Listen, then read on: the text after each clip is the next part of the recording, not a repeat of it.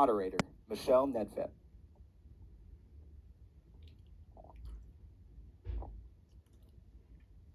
Well, now I don't have to talk about the importance of democracy. They took care of it for me.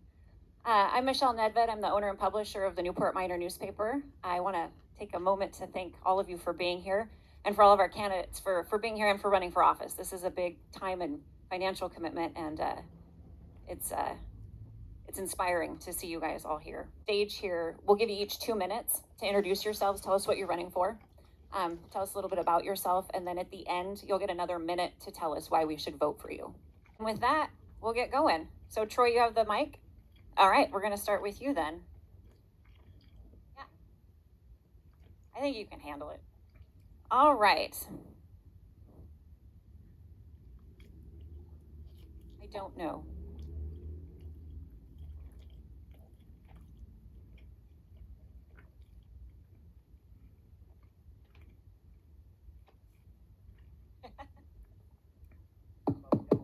The light on there. There we go. I guess that means go. How you guys doing? I'm Troy Moody. I am running for PUD Commissioner, seat number 1. And what I need to do, I came in here tonight and I thought about, giving a stump speech, but I walked back in this door and my mind goes back 42 years. 42 years I was walking across this floor with a black cloak on, going to my graduation. We were the first graduating class in the new high school. And I walked across this floor with even my bride today, who we just celebrated 40 years anniversary this past month. So I'm pretty excited to be back here, but it just brings back old memories. And then I looked in the mirror when I was combing my hair and I go, well, wait a minute, what happened? Because of all the gray hair. Time flies. Time flies really quickly, doesn't it? What we're trying to do here on the PUD Commissioner's end of things, in my opinion, is we're not taking care of things for me and for you guys that have the gray and the silver hair. It's for our kids and our grandkids, and that's why I want to be running for this position. Tell you a little bit about me. Obviously, high school graduate, Newport. I wrestled here in school. I married my high school sweetheart here a couple years after high school, and I'm a contractor. And I also happen to own a small cafe called My Sidewalk Cafe in downtown Newport with my daughter and my wife. We are community members, and we are here to build the community. I have spent my entire life doing mostly hanging sheetrock. Don't feel sorry for me. I'm the guy that chose that. That's a hard job. That was a quick minute and a half. But anyway, I would love to sit and talk with you guys afterwards and get to know you. But I am, like I said, I'm just a contractor here, local, and I figured it's my time to step up and serve our community. So with that, I want to say thank you for listening to me. Thank you for being here tonight. I know it's an effort, and it takes time out of your world. Thank you very much. Thank you, Troy. All right, next up is Joe Onley. I'm not going to be as brave as Troy and stand up. First message I want to send is thank you to the Newport Miner and the Newport School District for having us here tonight. I am Joe Onley, candidate for the PUD Commissioner, and this is my elevator speech seeking your support. If you're grateful to have fiber optics in your rural community and want a strong advocate to bring fiber where there is none, I would be grateful for your vote. A brief history: I was a 30-year employee of the PUD, the last 20 sort of known as the godfather of fiber. I like to quote General Patton in my campaign: if everybody's thinking the same, somebody isn't thinking. I brokered the deal with Seattle to bring fiber from Newport to Spokane and was the architect of receiving a $27 million grant to bring fiber to the home in southern Pend Oreille County. The past 6 years I've served as your PUD commissioner. In short, as commissioner, what I did and I will do. I voted against all rate increases and once voted to lower rates and was overruled. Discouraged spending on projects that border on luxury instead of necessity. Encouraged efforts to collaborate and succeed with the Kalispel tribe. Promote budgets that are economical, conservative, and realistic.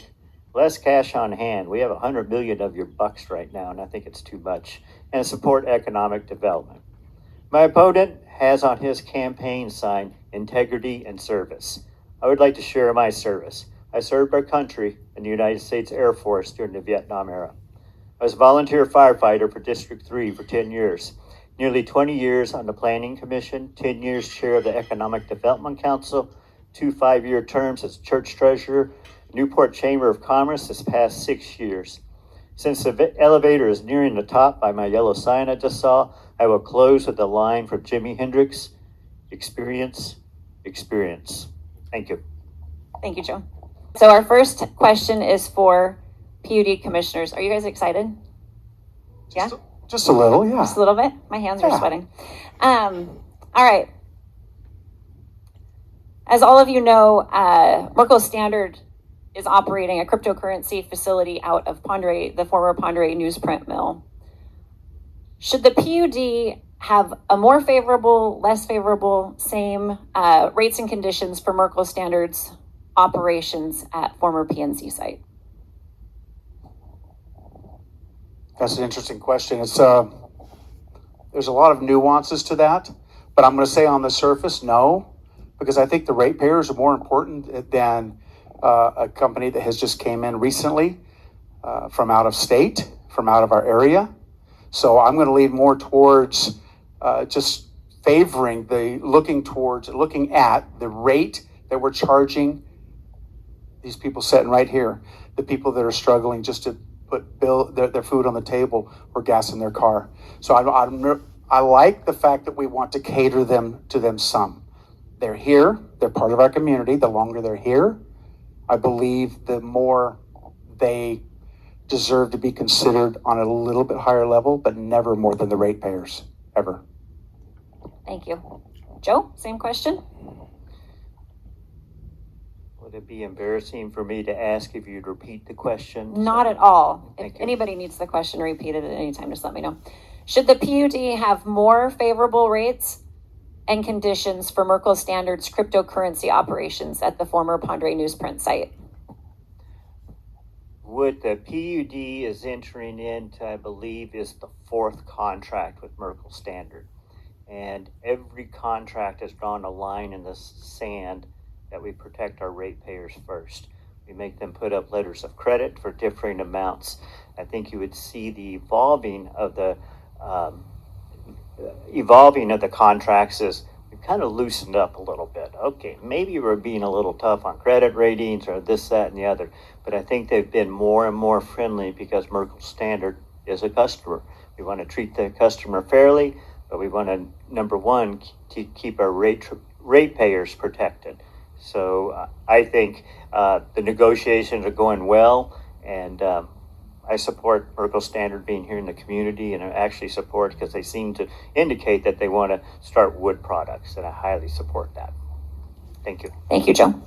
And Joe Onley, you get to answer first this time. Here you go, Joe. Troy? Thanks, Troy. What are you going to do to get the rest of the county high-speed internet, as it has moved from a luxury item to a necessity? Great question. We're kind of blessed in these times a little bit, and I'm not sure what your political persuasion is, but there's a bunch of dollars out there. And so I think the commission, under good management, a good staff team, has been working very hard to obtain the grants that are available over the next couple of years. It's a very complex process. We've done it before, and we got the money. And, there was kind of the rule that doesn't apply this time with the Northern Telephone Company. They can't thwart our efforts to build fiber. So we're going to go after it, and I think the commission encourages the going after it. And then I will add real quick, since I haven't seen the yellow card, that it's something huge that's coming up is this wildfire mitigation. We're going to start having power outages and things like that. People, well, how come it's taking 8 hours to get the power back on? Because they have to patrol the line in daylight, etc. And I think fiber was put up for the electric system. It's used by the electric system, and it has much further uses where we could shut off a circuit if there's a wind event or some sort of car event to prevent fires. So I think fiber will be critical for the electric system. Thank you. Thank you. Mr. Moody? I'm going to do what other folks have done and ask you to repeat the question. Absolutely. I want to make sure I get the detail here. What are you going to do to get the rest of the county high-speed internet, as it has moved from being a luxury item to a necessity? It's amazing how that's changed, isn't it? It's morphed over the last several years. My concept on that is simple. We need to make sure that we do pursue the government grants. We need to pursue funds. We are a poor county, so we do need to pursue funds from outside of the county. That's very important. We also need to get a educated staff that is going to push this and knows the business.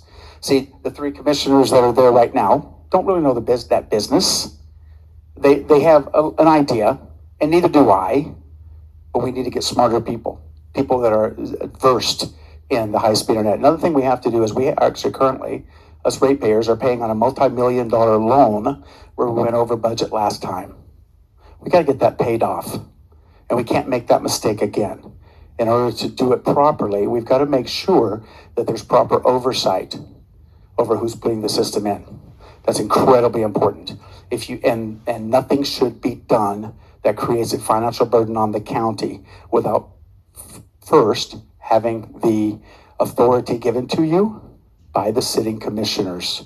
That is the commissioner's job, is to look out for the ratepayers' money. And when we go over budget, we are no longer looking out for the best interest of the ratepayers. This is so critical.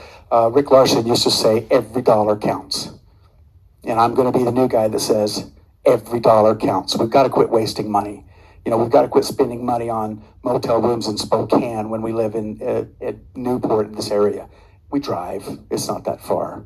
We can't afford to waste money in this county. We're just poor as far as the financial things go, generally speaking. So we pursue money from outside. Thank you. Thank you. Thank you, sir. You guys are awfully quiet. They're supposed to be. They were told to be quiet. Yeah, I know, but this is the Grizzlies, Normally we don't, do we? All right. In a period of record-setting inflation, what role do rate increases play in meeting your revenue requirements? I'm thinking. Actually, they're very involved in it, of course, because you do have that possibility, and the way pricing of everything in our country is going up, it's really hard to avoid rate increases to some degree. But the commissioner's job is to keep them as low as possible. Again, every dollar matters, okay? Every dollar matters. Our job as a PUD commissioner is to be as efficient as we can with your money, because it's your money, it's not our money.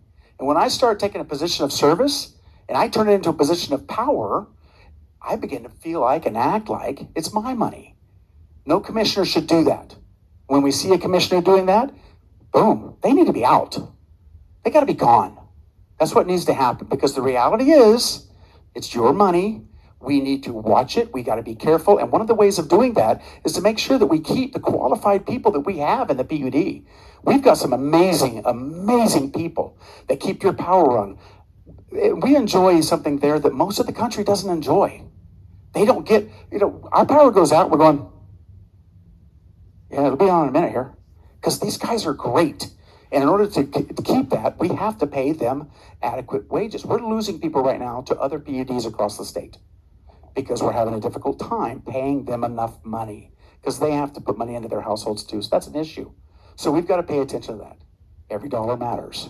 Like I said, I'm going to say it over and over and over, because I think if there's anything that the Miner or the Selkirk Sun prints next week of anything I said, please print this. Every dollar matters. It's important. It's your dollars, and we need to be careful about it. And we need to not spend more money on useless small things that is happening right now. We need to stop that. Elect me, and I'll be that guy. I'll be the guardian. Thank you. Thank you. Mr. Onley? Started at the beginning, says I'm not going to ask you to repeat the question, but all of a sudden I go, I'm going to ask you to repeat the question. Absolutely. In a period of record-setting inflation, what role do rate increases play in meeting your revenue requirements? Well, from my perspective, being on the commission for 6 years, I visualized this commercial of a company, of a stockholder report with a whiteboard behind them, and you see this line that goes up and up and up and up and never stops going up. And that's what's happening right now. We have, from our capital reserves are now over $100 million.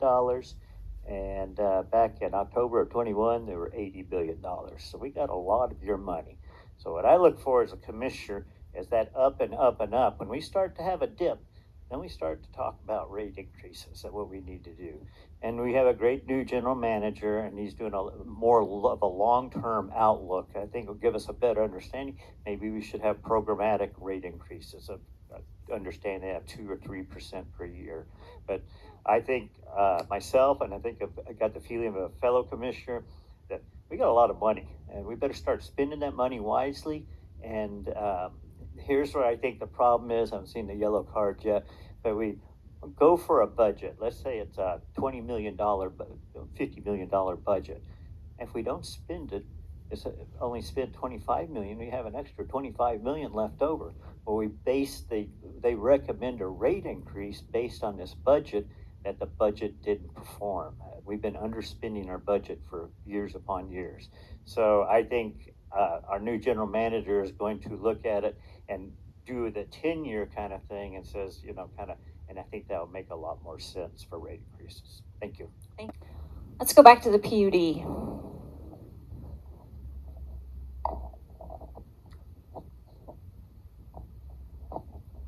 And we'll start with Mr. Onley. Good job, guys. I'm not going to ask you to repeat the question if I'm I haven't started it yet. What impact, if any, would the removal of the lower Snake River dams have on the PUD? Wow. We're going to run out of resources in our region, and removing resources isn't probably the smartest thing to be doing.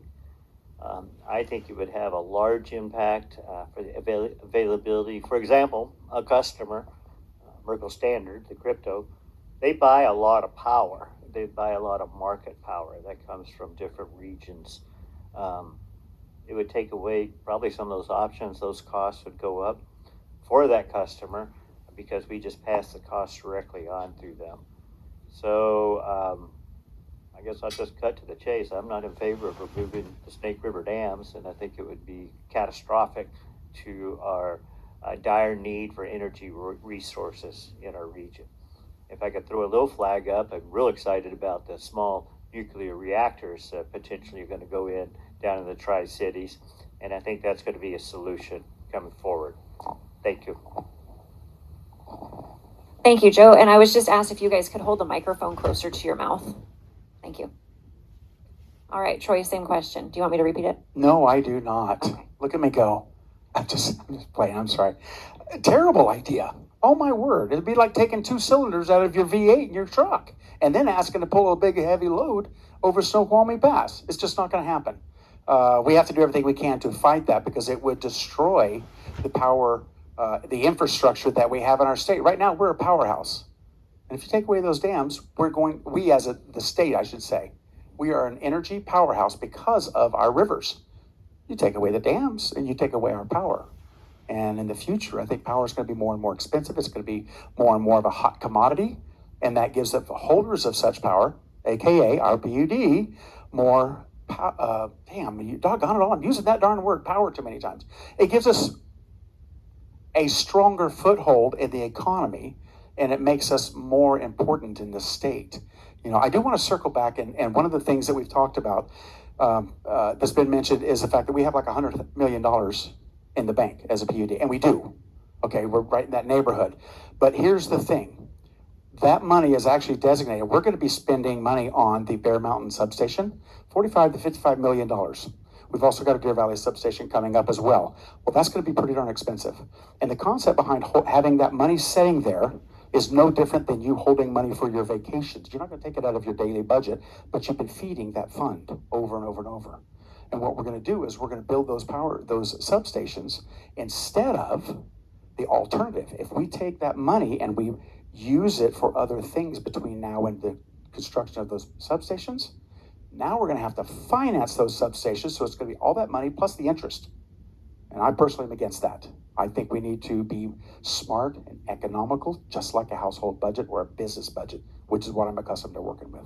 Thanks. Thank you. For your final question. Thank you. Who goes first? Troy, you. The mic is in the right hand. What impact does the Washington State Climate Commitment Act have on the PUD? I tell people, you may not like what I tell you, but I will never lie to you. Okay? I'm a business owner. I own a couple of businesses here in town, and I will say that to say this. I am not familiar with that enough to say anything about it. So I don't have that answer. I'm being told that to become a PUD commissioner, when you get the job, there's a 6-month to 12-month learning curve. And I've got my work cut out for me. And that is one of the things that I'm gonna really have to dig into and find. But if I try to tell you people an answer right now, I'm blowing smoke. And you know what? You're gonna see when I'm just blowing smoke. And I'm not that guy. Totally honest, I don't have enough information to give you an educated answer. Thank you. Mr. Onley? Well, it's kind of unusual, but I'm gonna have to agree with Troy on this, that maybe I'm not as informed as I could be. So kind of a couple things I'm aware of on the Climate Commitment Act is there was a boatload of customers in Ponderay County that got $200 back. So then you have to ask the question, where did that money come from? And then, as I understand, we sold, and I don't know exactly what it's called, we were giving some sort of credits because of the Climate Commitment Act of about $3 million that we just sold at the beginning of September. So we have an input of $3 million. So probably sitting in my commissioner's seat, I go, this is kind of cool. We've got the $200 for about 25% of our customers, and we're getting $3 million. And I'm not sure where the money's coming from. That's where I fall into Troy's court, that it's a confusing sort of thing. I know there's a lot of controversy over it. So you've kind of challenged me to maybe look more into that controversy. Thanks for the question. Thank you, Joe. Mr. Onley? Thank you. Again, thank you for caring for who represents you in public office here in Ponderay County. Thank you for being here tonight. On Sunday, August 24th, 2003, that's like 21 years ago, there was an article on the front page of the Spokane Region section with the title, Technology, Good Instincts Save Youngster After Bicycle Accident. The crux of the article was that because of the fiber optic connection at the Newport Hospital and a good gut instinct from the young boys attending, a simple handlebar in the chest bicycle accident turned into a heart trauma diagnosed via fiber optics. On that Sunday, that day arrived that I realized we were doing the right thing, building out fiber in our community. It was a career-defining moment for me where I was rewarded by not thinking the same. I saved a young man's life. The fiber, besides my family, is one I'm most proud of and stand tall with. I'd be grateful for your vote so I can continue to serve and do the right thing for PUD. Thank you. And Mr. Moody? Appreciate you guys sticking around tonight. It's been pretty neat, just the focus and the concentration you guys are putting into this. A couple of things. I'm going to say it again. Every dollar counts, and they're your dollars. As PUD commissioner, I understand that I'm the servant, not the boss. You are. I get that. I'm not going to go around John Janey, who is the general manager, and try to micromanage the departments or department heads in the PUD. That is not the PUD commissioner's job. I understand that the only person that the PUD commissioners can fire is John Janey. Our job is for policy and guidance, governance. That's it. Watching out for your dollars. And I would love to keep talking. I'm so bashful. I don't really like to talk in public, but I'm lying. That's the only lie you'll ever hear from me. Thank you, guys. Appreciate you showing up. Appreciate you being here. Thank you for allowing me the opportunity to serve. Please vote for me, Troy Moody, for PUD Commissioner, seat 1. I promise I'll work my tail off for you. Thank you. Thank you. And that concludes our Ponderay County Candidates Forum.